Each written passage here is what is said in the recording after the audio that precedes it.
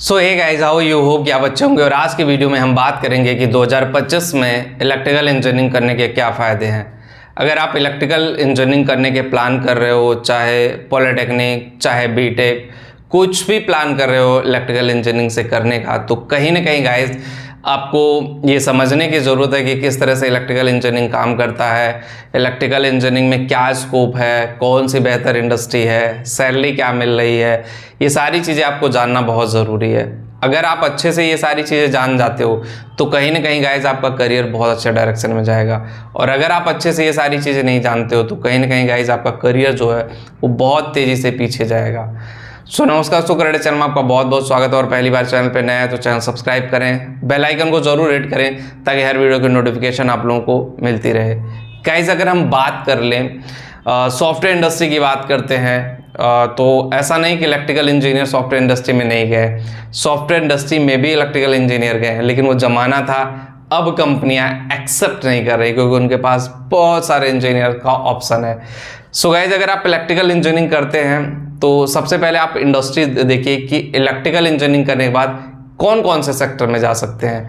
अगर हम सेक्टर की बात करें तो पहला है इलेक्ट्रिकल में मैन्युफैक्चरिंग सेक्टर में जा सकते हैं आप। मैन्युफैक्चरिंग की कंपनियां हैं जैसे electrical equipments manufacturing, copper wire manufacturing की इंडस्ट्री बहुत बड़ी है। सोलर प्लांट कहीं जहाँ बनता हो, सोलर पैनल जहाँ पे बनता है वहाँ पे इलेक्ट्रिकल इंजीनियर जॉब कर सकते हैं। ऑटोमोबाइल सेक्टर है वहाँ पे इलेक्ट्रिकल इंजीनियर जॉब कर सकते हैं। उसके अलावा पावर प्लांट है वहाँ पे जॉब कर सकते हैं, चाहे वो गवर्नमेंट हो चाहे वो प्राइवेट हो। इंडिया की महारत्न कंपनियाँ, मिनी रत्न कंपनियाँ और नवरत्न कंपनियों में जॉब कर सकते हो आप इलेक्ट्रिकल इंजीनियरिंग करने के बाद। लेकिन इन सब के लिए आपको ना अपने आप को लेटेस्ट टेक्नोलॉजी, लेटेस्ट ट्रेंड पे अपने आप को अपग्रेड करना पड़ेगा। बहुत सारे इलेक्ट्रिकल इंजीनियर ऑटोमेशन फील्ड में भी जा रहे हैं क्योंकि ऑटोमेशन में भी डिमांड बढ़ रहा है। तो वो सारी चीज़ें मैं इसीलिए बता रहा हूँ कि इन सारी चीज़ों पे आप काम करिए, इन सारी चीज़ों को जानना ज़रूरी है। ये सारी चीज़ें कैसे इतना इंपॉर्टेंट रोल प्ले कर रही हैं ये आपको समझने की ज़रूरत है। अगर आप इन सारी चीज़ों को समझ लेते हो, अगर आप इन सारी चीज़ों को जान लेते हो तो इलेक्ट्रिकल इंजीनियरिंग आप सही से कर जाओगे।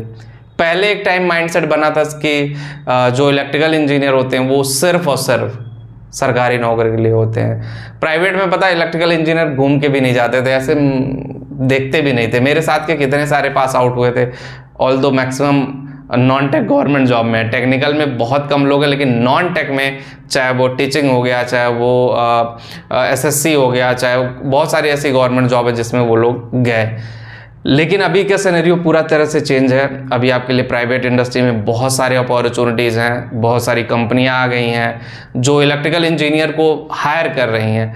सो आपको देखो रास्ता मैंने बता दिया, अब उस रास्ते पे चलना आपका काम। अपना रिज्यूमे अपडेट करिए, सीवी अच्छा सा बनाइए, प्रोफेशनल सीवी बनाइए, अपने आप को उस लेवल तक लेके जाइए जहाँ पे आप इस करियर को लेकर के आगे जा सकते हैं। अगर आपने सही से इलेक्ट्रिकल इंजीनियरिंग कर लिया तो आपकी स्टार्टिंग सैलरी 50,000 रुपये, 1 लाख रुपए पर मंथ हो सकती है। आपको एक और डेटा मैं बताता हूँ, आईआईटी और एनआईटी में ना कंप्यूटर साइंस के बाद अगर सबसे अच्छा प्लेसमेंट किसी का होता है तो वो है इलेक्ट्रिकल इंजीनियर का। विदेशों में भी बहुत सारे स्कोप हैं इलेक्ट्रिकल इंजीनियर का, लेकिन हम लोग इलेक्ट्रिकल इंजीनियर को बहुत सिंपली ले लेते हैं कि ठीक है इलेक्ट्रिकल इंजीनियरिंग मतलब हमें लगता है वायरिंग करना है, बस लाइट लगाना है इलेक्ट्रिकल इंजीनियरिंग। ऐसा कुछ नहीं है, ठीक है।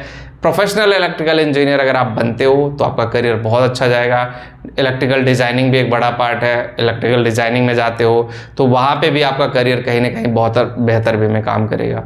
सो गाइज होप कि आपको समझ में आएगा। और जो लोग पहली बार चैनल पे आए हैं चैनल सब्सक्राइब करें, बेल आइकन को जरूर हिट करें ताकि हर वीडियो को नोटिफिकेशन आप लोगों को मिलती रहे।